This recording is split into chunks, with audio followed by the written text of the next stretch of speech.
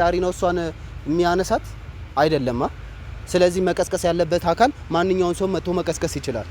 አብርሃም በእጁ ስለነካት ብቻ እሷ ትነሳለች? አትነሳም። ይሄ ፈጣሪ ስራ ነው። ገና ስንትና ስንት ነገር ታያለች ከዚህ በኋላ።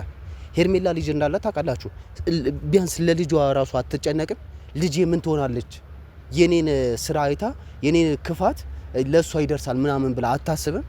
የሰው ልጅ እኮ በሰው ህይወት ጣልቃ አይገባም። ከፈጣሪ ውጪ ማንም ሰው በሰው ህይወት ጣልቃ አይገባም። መጥፎ ነገር ከደረሰባቸው ለመርዳት ትሄድ፣ ችግር የለውም። ማንም ሰው ይመጣል። ነገር ግን እሷ የምታደርገው ለራሷ ለማመቻቸት ነው። ከሩታ ህይወት አብርሃምን አስወጥታ ለራሷ ለማድረግ ነው እያሰበች ያለችው ማለት ነው። እና ቤተሰቦቼ አብርሃም እሷን ስለነካት ስላልነካት አይደለም ሄርሜላ ከራሷን ከሳተችበት የምትነሳው። አቤል እስካሁን ከሄርሜላ ጋር ስርስሯን ሲከተል ነበር። ትላንትና ይሄንን ሳምንት አቤል የት ነው ሄደው? የት ነው ያለው? አቤል ምን እያደረገ ነው? ሁላችሁም ጥያቄ ይፍጠርባችሁና አቤልን ያለበት ቦታ እንድትከታተሉልኝ እፈልጋለሁ። አቤል የት ነው ያለው? ከዚህ በፊት ከሳምንት በፊት ከሄርሜላ ስርስር ሲከተል የነበረ ልጅ ዛሬ እንደዚህ ስትሆን የት ነው የሄደው?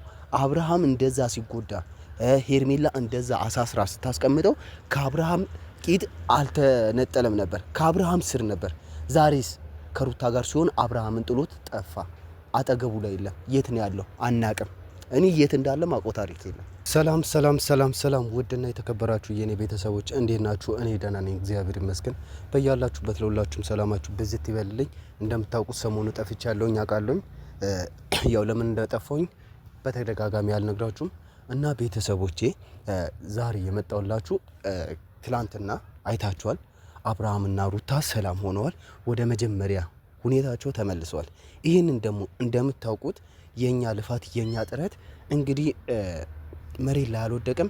እነሱ ላይ ስራችንን ሰርተናል ማለት ነው። እና ቤተሰቦች ይህንን ሁሉ ሲደረግና በቃ ማንኛውም ሰው ሲያደርጉት ድርጊታቸውን ሁሉ ነገር እየተከታተልን ነበር እና አሁን የመጨረሻችንን ፍሬያችን ላይ ደርሰናል። እንደምታውቁት ቤተሰቦች ሄርሜላ ራሷን እየሰተች የሆነ ነገር እያለቃቀሰች ነበር። አይ ዶንት ኬር፣ አያገባንም። ምክንያቱም ዛሬ ብትወድቅ ነገ ተነስታ የሆነ የበግ ለምድ ለብሳ ነው ተኩላ ምናምን ነገር ወጣ ክፉ ነገር የምታደርገው ማለት ነው። አሁንም ቢሆን ሄርሜላ እጇ እያረፈ አይደለም። ጠንቋይ ቤት ስትገባ የተያዘባት ፎቶ አለ። ይህንን ፎቶ ደግሞ እንግዲህ አሳያችኋለሁ። ለእናንተ ምንም ማለት አይደለም፣ እንግዲህ አዲስ አይደለም። ሁላችሁም እንደምታውቋት ሄርሜላ ጠንቋይ ቤት እንደምትገባውላ ታውቃላችሁ። ያው የእሷ ቤተሰብ የሆናችሁ በምላሷ ስታለቅስ ምናምን ነገር ሸፋፍና እናንተን እያሳመነች የእሷ ቤተሰቦች በሙሉ ያው እኛን ትሰድባላችሁ።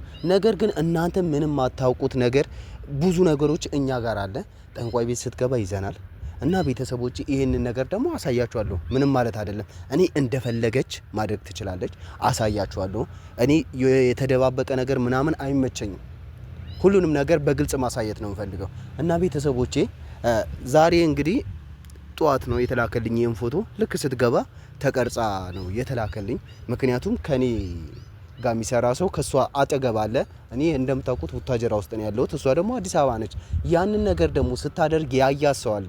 ያያት ሰው ደግሞ አየር ላይ ለኔ ይህንን ነገር ቶሎ ለቤተሰቦች አድርስ ብሎ ለኔ ፎቶ ልኮልኛል። እና ቤተሰቦች ሁላችሁም ብትሆኑ ይህንን ነገር ማየት ስላለባችሁ እስከ መጨረሻው እንድትከታተሉኝ እፈልጋለሁ። ትላንትና እንደምታውቁት አብርሃም የሆነ ዝምተኛ ነበር። አብርሃም የኔ ምስኪን ምናምን ዝም አለ ምናምን። ለምንድን ነው ዝም ያለው? ሁላችሁም ጥያቄ ፈጥሮባችኋል። ይህንን ነገር አስቦበትና አቅዶበት የሄርሜላን የሆነ የምታደርገው ድርጊቷን ለማየት ነው ወደ እሷ እንደዛ የሆነው ማለት ነው። ምንም ነገር ሆኖ አይደለም። ምንም ነገር የተሰራበት ነገር የለም። ሄርሜላ ምንም አላረገችውም። ምክንያቱም አብርሃም በዛ ሰዓት ከእሷ ጋር ስላልነበረ ሄርሜላ የሆነ ነገር አድርገዋለች ማለት አንችልም ማለት ነው። እና አብርሃም ያንን ነገር ያደረገው የሄርሜላን ድርጊት ለማየት እንጂ ሆን ብሎ ምናምን ነገር ወይ ደግሞ አብርሃም የሆነ ነገር ተሰርቶበት መድኃኒት ጠጥቶ ምናምን አይደለም። ራሱ ሆን ብሎ የሄርሜላን ድርጊት ለማየት ነው እንደዛ የሆነው ማለት ነው። እና ስለዚህ ሄርሜላም ራሷን ሳተች ምናምን አልሳተችም። አውቃ ነው አብርሃም ከሱ ጋር እንዲመለስ ፈልጋ ነው። እና ሄርሜላ በምንም ታምር አልሳተችም። ራሷን ስታለቅስም ታልቅስ ውሃ እንጂ ደም አይፈሳትም። እንደፈለገች ታልቅስ። እንዴ የሰው ልጅ እኮ ስላለቀሰ ብቻ ውስጡ ንጹህ ነው ማለት አንችልም። ስለዚህ አሁንም ቢሆን አብርሃም ወደኛ ተመልሷል። ፈጣሪ ይመስገን። ሁላችሁም ብትሆኑ እንግዲህ ሀሳቡን እንዳይቀይርና ሌላ ነገር እንዳታረግበት ሁላችሁም ጸሎት እያደረጋችሁለት ከጎኑ እንድትሆኑ እጠይቃችኋለሁ። የአብርሃምና የሩታ ቤተሰቦች ናችሁ ይህንን የምጠይቃችሁ። የሄርሜላ ቤተሰቦች እንግዲህ ምን እንዳረጋቻችሁ አላቅም። ያው አጠገባችሁ አልደረሰችም። በምን መንገድ እንደያዘቻችሁ ፈጣሪ ወቅ። እኔ ምንም አውቀው ነገር የለም። እና ቤተሰቦች ይህንን ነገር ዛሬ ግዴታ ወደ እናንተ ማድረስ ስላለብኝ መጥቻለሁኝ። እና ትላንትና እንዳያችሁት ፈረንጁ ለሄርሜላ ቀለበት ሊያደርግላት ነገር ሰምቻለሁ። ቪዲዮን አላየሁትም በርግጥ ነገር ግን እንደዚህ ላይ ያደርግላት ነበር ምናምን ነገር ሲባል ነው የሰማሁት። አይደለም ፈረንጁ ማለት ነው ከአብርሃም ውጪ ጉዳይ አይሰጠኝም። ፈረንጁ ከዚህ በፊት ነግሬዋለሁ፣ መክሬዋለሁ።